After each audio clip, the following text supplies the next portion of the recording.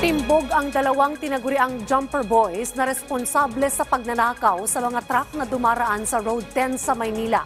Huli rin sa video ang kanilang modus na viral ngayon sa social media.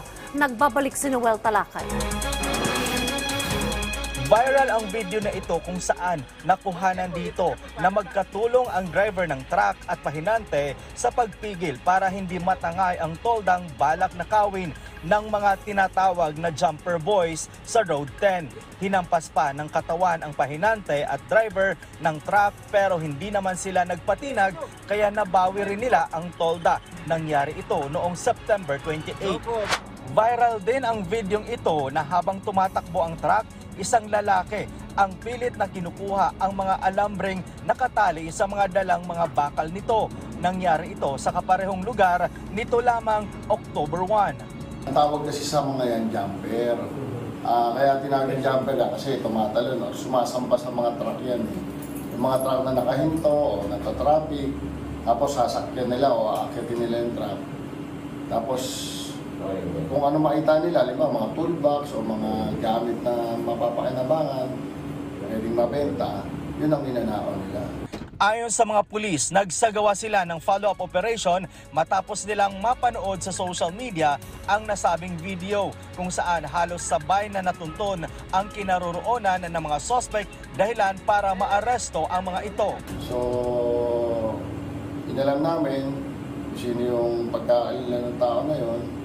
So, may nagsabi sa amin kung sino siya. Kung follow up, nahuli namin siya with the possession of firearms, illegal possession of firearms. Aminado naman ang isang suspect na si Marvin de la Peña Mangalinda, 23 anyos. Anya, ibinebenta nila ang kanilang mga ninakaw sa halagang 800 pesos hanggang 1,500 pesos. Kung ano lang po talaga yung nakalagay sa likod nila, halimbawa kung may loan na nakalagay, ayun po talaga yung inaano namin. Tapos yung mga iba, mga toolbox na walang kandado po.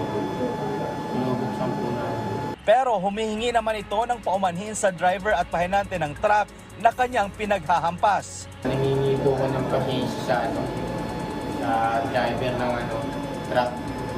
Ninampas ko sa pahinante. Nangingi po ko ng pasensya patawad. Habang na-turn over naman sa pangangalaga ng Manila City Social Welfare and Development ang isa pang lalaking suspect dahil menor de edad pa ito. Iginiit naman ni Police Lieutenant Colonel Mupas na marami na silang nahuling mga jumper boys. Actually, hindi lang naman yung viral. May marami na rin tayong mga na-arrestong iba pang grupo ng jumper dyan. Mahalagaan niya ang pagka-aresto ng mga suspect na jumper boys dahil malaking abalaan niya ito sa mga truck driver at negosyante. Maiiwasan din anya nito na madisgrasya dahil sa panganib na dala ng pamamaraan ng pagnanakaw ng mga jumper boys sa mga truck na dumadaan sa Road 10, lungsod ng Maynila. Noel Talakay para sa Bayan.